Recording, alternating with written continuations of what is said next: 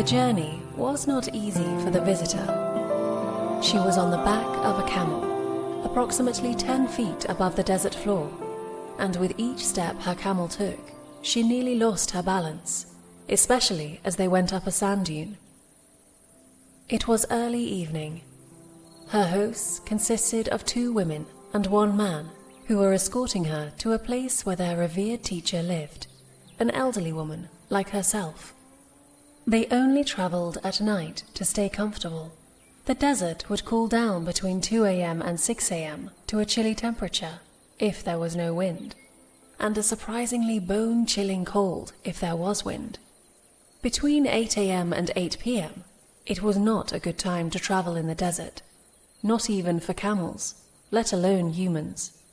It was only during the transition times that the temperatures were comfortable. The times between 9 p.m. and midnight were their favorite times to travel, at least when the sky was clear of clouds. One could see remarkably well at night if the stars were out, especially if the moon was at least half full. And stars were navigational signs in the eyes of desert nomads. The man stopped his camel and raised his arm at a 90-degree angle. "Do you hear that?" The other 2 camels stopped and listened. There was a distant moaning, as if an animal was in pain. "What do you think it is?" one of the women asked. "It's a mountain lion," he offered, "or possibly a goat." "It would have to be a very large goat," she said in a lowered voice. There was a subtle chuckle hidden underneath her words. "I'm guessing it's right over that dune." He pointed to his left. His camel knelt down and the man got off.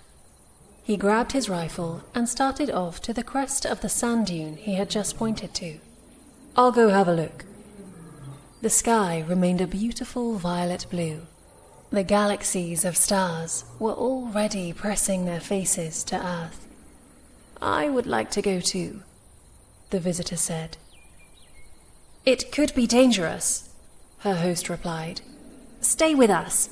Let's see what he finds first. If it's a mountain lion, let's not give it options for attack. It won't attack camels. We're safe." The visitor shuffled off the side of the camel with grace, landing almost silently in the soft sand. "I'm more curious than I am compliant. My apologies." The visitor walked off in the direction of the man. At this point, the other 2 women dismounted from their camels and followed the visitor. "Wait for us!" The visitor slowed her pace, but continued forward in the direction of the man. The moaning became noticeably louder, unnerving them more as they neared the crest of the sand dune. It was a mournful sound, and in the expanse of a desert, with the infinite overhead, its mournfulness was amplified. The man, when he reached the crest, signaled back to the women to approach. As they did, he pointed to a place at the lowest point between 2 sand dunes, a rock outcropping on one side where the dunes converged. There, on a hollowed-out spot near the highest point of the outcropping, was a mountain lion. "It must be injured," the man said. "Seems like it's in a lot of pain." "It's suffering from here." She pointed to her heart, "not pain of the body." "Well, whatever it is, we should make a wide berth around this place. If that lion is suffering from malnutrition, it might see us as supper. Better to get back to our camels." As they turned around, they noticed the visitor was no longer with them. "Where'd she go?" one of the women asked. "She's there," the man said, pointing to the visitor, walking in the direction of the lion. "It's not safe," the man half yelled and whispered. "If you want to stay alive, come back now. I'm really not good with this rifle, especially at night, at this angle, with a running, hungry mountain lion." The visitor turned her head, but continued walking. "I'm more interested in learning than I am in walking away. And that," she pointed to the lion, is my next lesson. As the visitor got closer to the mountain lion, she raised her arms out from her sides and her hands open to show their emptiness. The mountain lion repositioned itself, facing the visitor as she approached. The mournful sounds quieted to a silence. The visitor came to a stop and sat down on the sand, looking up at the lion. She spoke to it, addressing it as one would a friend. "Why are you moaning?" "I want attention, I suppose," the lion said. "For what purpose?" the visitor asked. "I'm bored, I suppose." "And why are you bored?" "Because my mate is gone." "And why is that?" "He left me, and I don't know if he was killed or injured or lost, or simply found a new mate. I don't know which of these it is, and it makes me miserable, and so I moan." "For how long has your mate been missing?" "I don't know. A long time." "Do you feel you have completed your grief?" "No. How can I? I have no definitive answer to my mate's disposition." "Some things you have to leave in the mystery." "Why?" "We are all things, as much as we are one identity. In your case, a mountain lion in the desert." "A hungry, lonely mountain lion," the lioness interjected. The visitor smiled, remaining silent. "I am aware that I am more than a mountain lion. I know I am part of nature." "Then you see how nature adapts and moves on," the visitor said. "Yes." "Then you have learned the lesson of grief. Why not try a new lesson?" The lioness sighed and then chortled her breath. "A new lesson. I am not a child." "You are no different than me. You are not a child, adult, lioness, woman. You are not these things, and you know it, and I know it. So it is time to move on, to allow yourself to move through new experiences and expressions. It is in those things that you honor your life and those around you, including nature. If you allow yourself to be stuck on one lesson, you simply elongate time within the boundaries of that lesson. It's a choice. It is always a choice. If I am not a mountain lion, then what exactly am I? The lioness asked. You are we, just as we are you. Who is we? Nature. So nature is me, and I am nature. That's what you're saying. You are both. The I part of you is you. The we part of you is us. And us is all. All is nature. Nature is held within the unknowable, which is the only name that rightly defines it. But still, even if I agree with you, I am a lion without a mate. And the knowledge of what you just said, it doesn't change that reality, nor my mood. The visitor started to say something, and then stopped, and put up her index finger. It isn't whether it changes your reality. It's whether you decide to change your reality. It's always your choice. All I'm doing is to remind you of that. Sometimes it's easier to move on if you look at life as learning for one and all, and not some bitter fate or punishing loss meted out to you and you alone.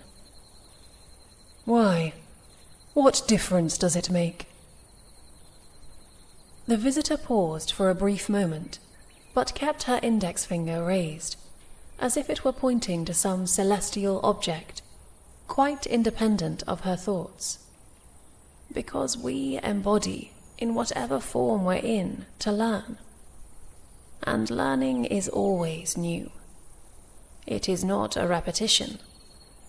Repetition is mastery of a pattern. Learning is the art of evolving the scope of your reality. And this is different from mastery. Patterns engage the memory in the brain and body. Learning engages the imagination and intuition, the mind and heart. Living through change as if they are one consciousness set within this reality of space-time, to learn and shine. If you place yourself in the cage of fate or punishment, then the scope of what you are is held within that cage. It is this diminishment that causes you to struggle and lose hope, is it not? It is perhaps a part of it, the lioness answered. What I feel is the loss of a partner that was half of me, and no amount of learning can erase that sense of emptiness, that hollowed-out space I feel inside me. Then don't erase it. Honor it by moving on to the next lessons.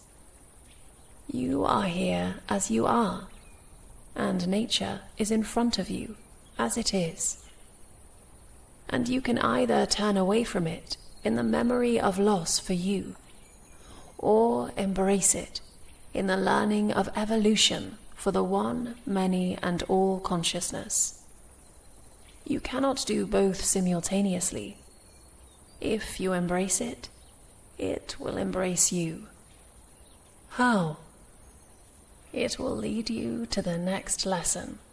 It will slowly fill that empty space, new experience by new experience. And what if I don't want the next lesson? Then you turn away. My choice? Yes, the visitor nodded. You either live in the cage you have created, or you move on to the next lesson. The newness that awaits you is there to fill that emptiness. All it needs is space-time and our willingness to step forward out of that emptiness and embrace nature for all that it is, allowing its magic and mathematical precision to avail itself in our life. To basically give it permission, the lioness said. Maybe not permission, but rather partnership. How can I be a partner to something that is all? How could my measly little life matter to the thing that is all? It doesn't make any sense. Whether her arm got tired, or somehow the celestial object had disappeared, the visitor's arm came down in a sudden gesture, landing in her lap, clasping her other hand. The complexity of nature is incomprehensible to our senses and intellect, she said.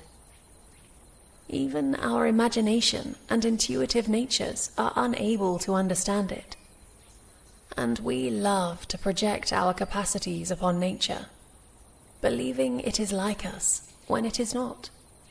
And yet, nature co-depends on all of us. That is its complexity, and why it is infinite in every dimension.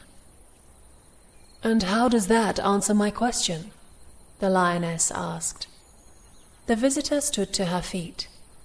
I have already answered your question. You get to decide how I answered it. With that, she turned and began to walk away. Wait! The lioness stood to her feet. Where are you going? You're the first human who has ever spoken to me. I want you to stay. The visitor continued walking back to her hosts. The lioness climbed down the rock outcroppings and pounced to the desert sands and began running toward the visitor. The man pointed his gun at the charging mountain lion, and the visitor held up her arm. "Do not shoot!" She then turned to face the lioness, who came to an abrupt stop and began pacing back and forth, occasionally glancing at the visitor. "You arrive, and then you leave me," the lioness said. "Even after I told you that I had this emptiness within me. You are cruel to do this. Do you not see? I was your next lesson, and you were mine. I finished with my lesson. If you are not finished, that is your choice. But do not call me cruel for moving on. I wish you well. I have only good intentions for you. I consider you a newfound friend. How is any of that cruel?" The lion continued pacing. "You have a friend who wields a gun, pointing directly at me." The visitor turned to the man. "Please, I beg you, put the gun down now." Her voice firm and resolute. The man's arm slowly descended, and his rifle with it. The visitor turned to the lioness. "I do not control my friends, but you can see that I have listened to you." The lion stopped her pacing and sat down on her hind legs. "Do you really want to know what is gnawing at me? The thing that is pointing the finger of judgment upon me with every breath I take." "What?" the visitor asked. "That I had told my mate nothing of how I really felt." The visitor stayed quiet and sat down, facing the lion. "I told him that he was the center of life. I told him that he was my dearest friend. But I never told him how I really felt. That I felt afraid of the emptiness that would result from his loss.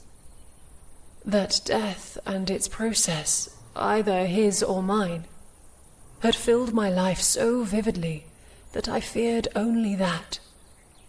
It had become the sum of my fears, and when it actually happened, only then had I realized that I had not told him this." "Perhaps you attach too much significance to words," the visitor said quietly. "Words?" "He knows how you feel," the visitor said. "He feels it too. All life does in space-time, because space-time divides what we are, and we know this instinctually. Space-time puts us into small pieces, and we wander about as a piece, and not the whole. And that piece, it appears to be temporal. Perhaps it's not something we notice as a child, but at some point in our life, we realize our mortality, and from that point forward, it only grows. In any relationship that we find comfort in, we know space-time will ultimately intercede and force that relationship to end. Ending is our fear. All I'm saying to you is that the ending can either be the cage that holds you, or the launching pad to new wonders." The lion looked at the visitor for the first time eye to eye. "You may be right. I will think about it, and then feel out what is useful to me." The visitor stood up. "We must go now. It was a pleasure to get to know you. Perhaps we will meet again later in our journeys." The lion stood up as well. "Where are you going? Perhaps I could follow." The visitor turned to her hosts, who looked in awe of how she was so calm amid a beast that could kill her within seconds. "Where we are going, you will be hunted. I am hunted here too. You eat the food we raise to feed ourselves. We see you as a competitor, not an important part of nature. I understand, but it is how we survive. It is a hard world we live in, and we have to be enterprising and clever, or we perish. The visitor turned to her hosts. Bring some of our food. We can share it. One of the women ran to the camels and collected some food. You will share your food with me? The lioness asked. We have enough. Thank you. Do you also have water? And bring some water, please, the visitor shouted.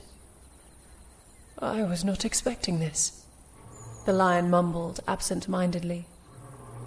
Do you see how the wonders came to you?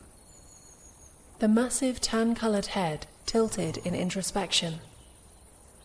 I was moaning, alone in the desert, and you found me. Only because you were moaning. You were expressing your grief, and we found you. And I came forward because I do not fear you, nor do I fear your grief. And this is because I see you as a part of me, so I can be open to you, serve you, empathize with you.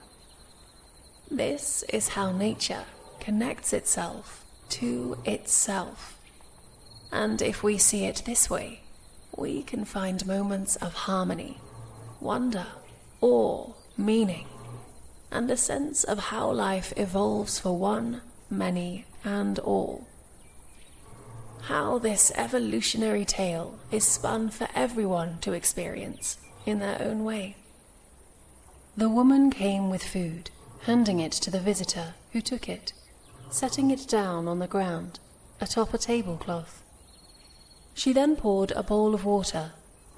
The lion began to pace as the visitor prepared a micro-feast for the mountain lion. Let me come with you, the lioness said, and I will bear the responsibility of minding my safety among your people. No, the visitor said in a sharp tone. Why?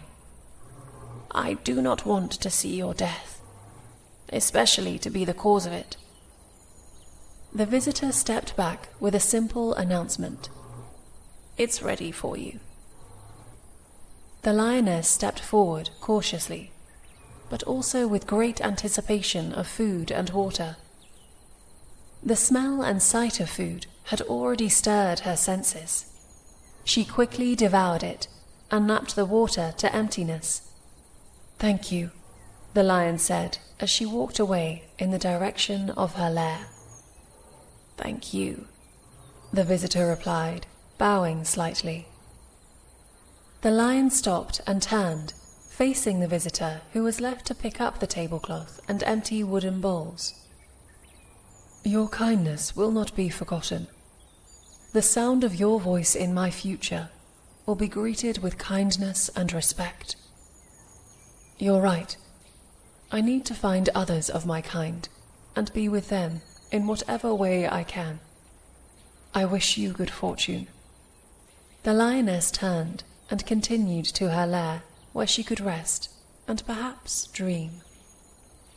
The hosts had watched in amazement as the lioness strode through the sands to her rock-faced cliff and her hidden lair. Now emboldened by her absence, they ran to the visitor. What was that? Are you an animal talker? One of the women asked. Sometimes I am, the visitor answered. And what did you talk about? The man asked, slightly out of breath. She was lonely and hungry, one of the worst combinations of life. And so, like anyone in that circumstance, she was moaning about her very existence. And did you solve both her loneliness and hunger, or just her hunger? The woman asked. She solved it, the visitor replied. I just reminded her. The visitor looked at each of her 3 hosts. Shall we go? They nodded, still stunned by what they had witnessed. As they walked over the crest of the sand dune, the camels stood to their feet and snorted their recognition that a new journey was about to begin. Once they were settled on top of their camels, they wandered deeper into the desert.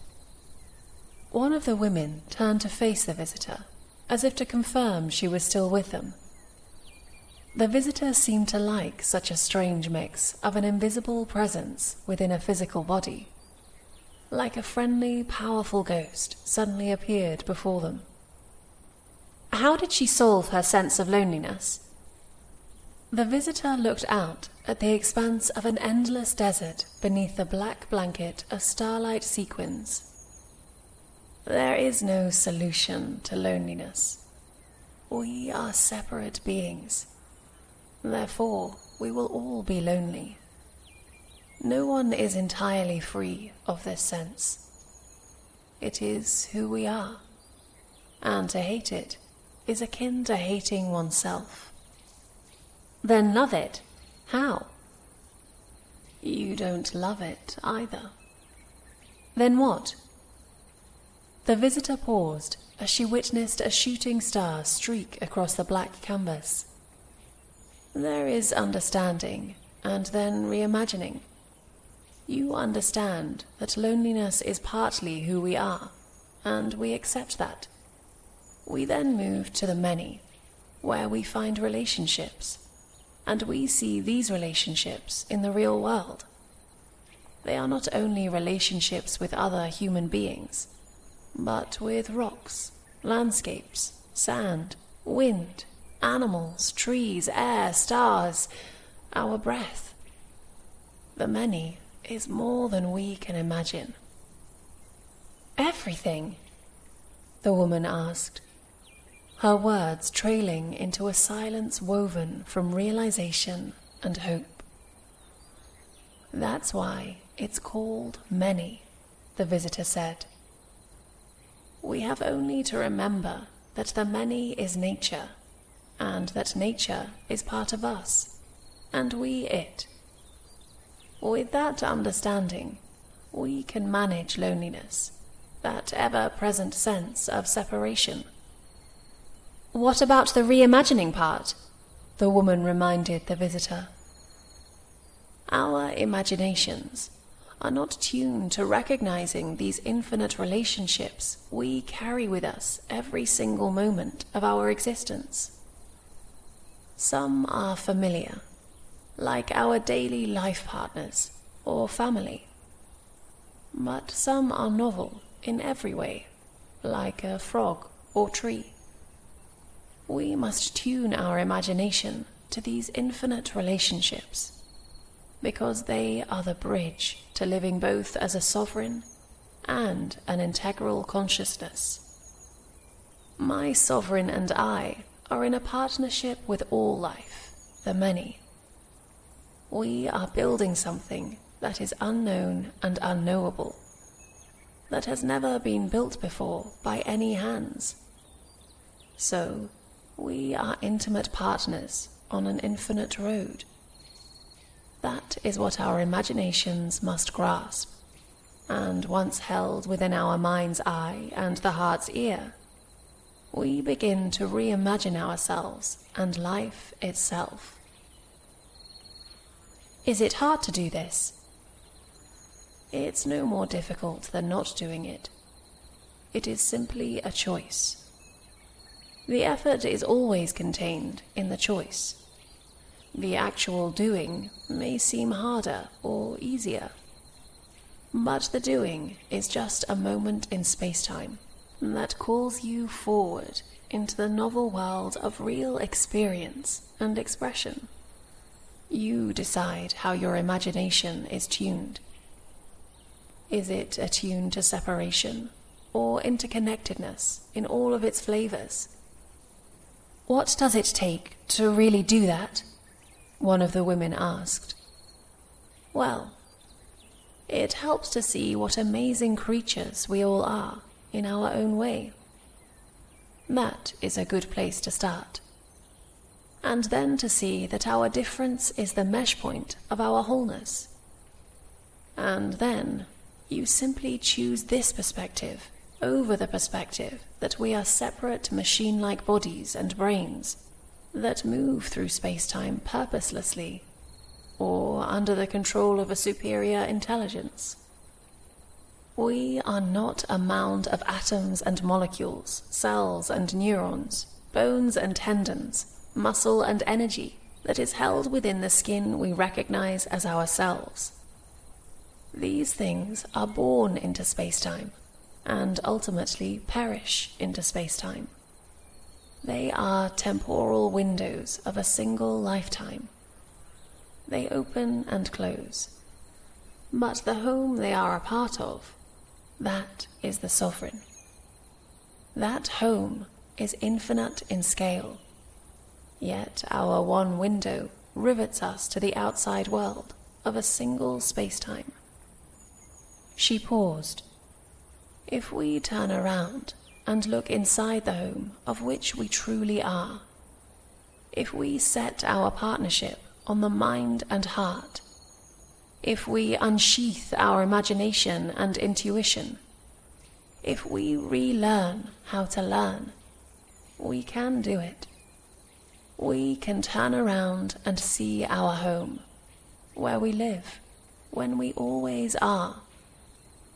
And once this is seen, we can bring our sovereign to any window, and we can see through that window of our infinite home.